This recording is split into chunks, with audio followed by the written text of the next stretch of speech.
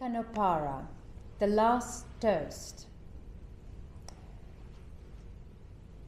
Whether we like it or not, we have only three choices: yesterday, today, and tomorrow. And not even three, because as the philosopher says, yesterday is yesterday. It belongs to us only in memory. From the rose already plucked, no more petals to be drawn. The cards to play are only two: the present and the future. And there aren't even two, because it's a known fact the present doesn't exist except as it edges past and is consumed like youth. In the end, we're only left with tomorrow. I raise my glass to the day that never arrives. But that is all we have in our disposal. Come to my room and don't take off your shoes. Leave your look, the height you chose, intact. I wouldn't want to miss a bit of you. When you come, bring the dusk on your coat. I brought you tea in an enamelled box. Bring your jazz-filled throat, your laughter's blue note noise. At the door of this tall house, bring the pulse of street lamps framed in an open door, a crackling rush of cold. Bring something else than what I've come to know, this bedsit hush. Break the dusty silence with your laugh. Make the neighbours wonder about us. Come, bring your grief, your secrets and your pride. Let the night sway up my narrow stairs and close the door behind it. Come inside. I've lit an incense spark in this high room in the darkest of darks. I'm painted. I'm ready. My hands are empty. Come tonight. Come soon. Pray for all the deserts in the city where oases of hope are rarely found, for prisoners, prostitutes, the pitted, homeless, destitute old, the underground of London, the drunk, the mad, the addicts, in whose veins a polluted river flows, for asylum seekers escaping the barbaric, for those in pain, especially for those. What happens inside rooms that glow at night? Cocaine, violence, loneliness, abuse. Who's dialing 999 after a fight? Who's dying in that speeding ambulance? That bottle breaking outside in the street? Those shouts from fans after their team has won? That police siren, that couple's argument? These are the lullaby of London town. Listen, rain is singing a litany for all the lives that look as though they're lost. A storm's echoing the insanity from palaces and bars to tower blocks. This city is paved with dog shit, not gold. Its skyline never sleeps to chase a dream. Its hearts are overpriced and bought and sold. Its desires accelerate like engines.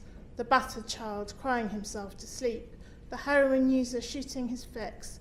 The troubled woman jumping into the street will be ferried not on the Thames but Styx. I'm actually going to start with a few poems of Akhmatova's, translated by Jane Kenyon from this wonderful book, 100 White Daffodils.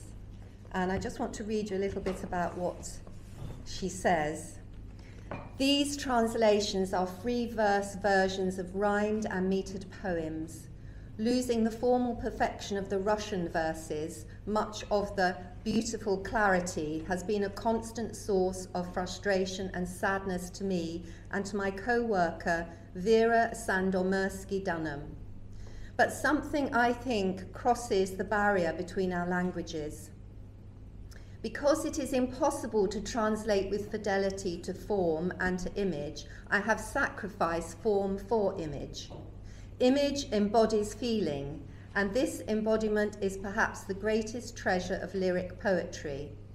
In translating, I mean to place the integrity of the image over all other considerations. Plantain, which was written in 1921, and it is number 8. Yes, I love them. Those gatherings late at night, the small table, glasses with frosted sides, fragrant vapour rising from black coffee, the fireplace, red with powerful winter heat, the biting gaiety of a literary joke, and the first helpless and frightening glance of my love. Sikh faith believes that God is something within nature, within all of us. It's not sort of out there, metaphysically beyond us, platonic, unreachable. It's something that, it's in the owl and the tree and everything. And I've been playing with this idea in my poetry a lot. And I guess this poem is interested in nature and our struggle to meet the form of consciousness we call God. It's sort of neo-romantic, and it deals with the supernatural meeting the natural. A faint trail of life still left inside. Is it the desire to live on that lingers, even in the smallest of things? Her wings are scarred too, for all that has to be done for survival. She has done just the reverse. Whatever that you do, day in and day out, your head bent in solitude. Whatever that you do that holds you in the world of living. Whatever that you do that makes you fearless, whatever that you do that creates beauty.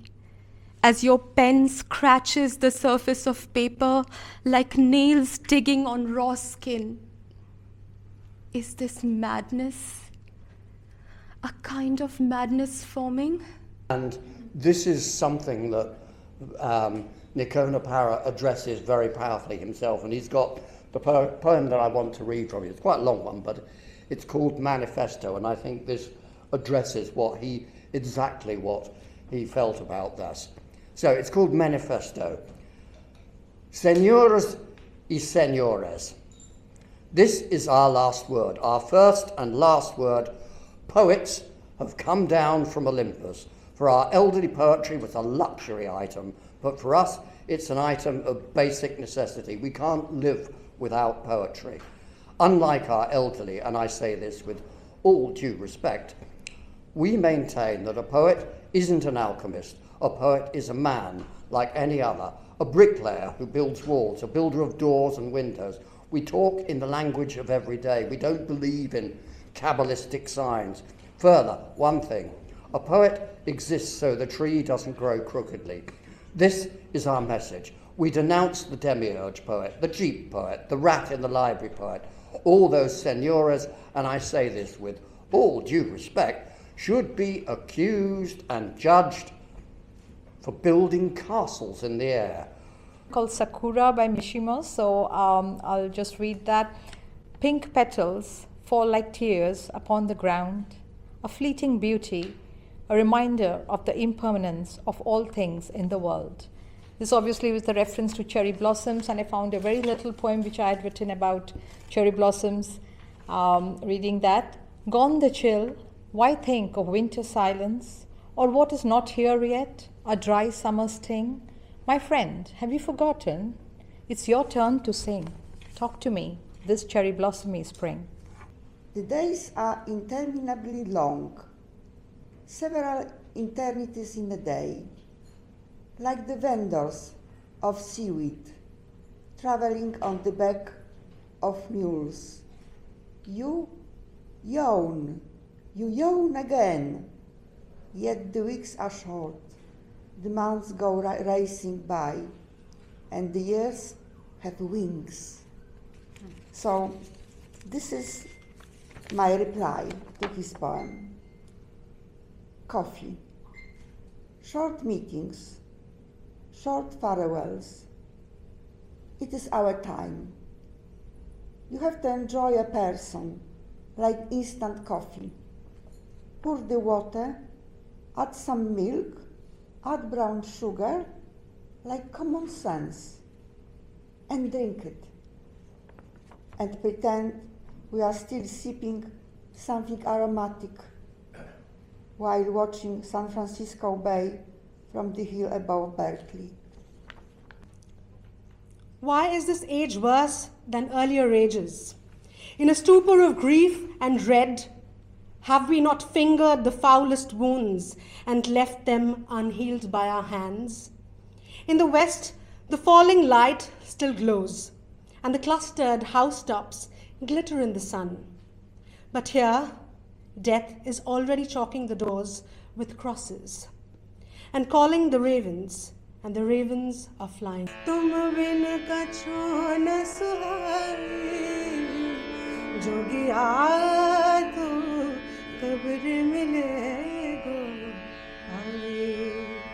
The secret sandpit.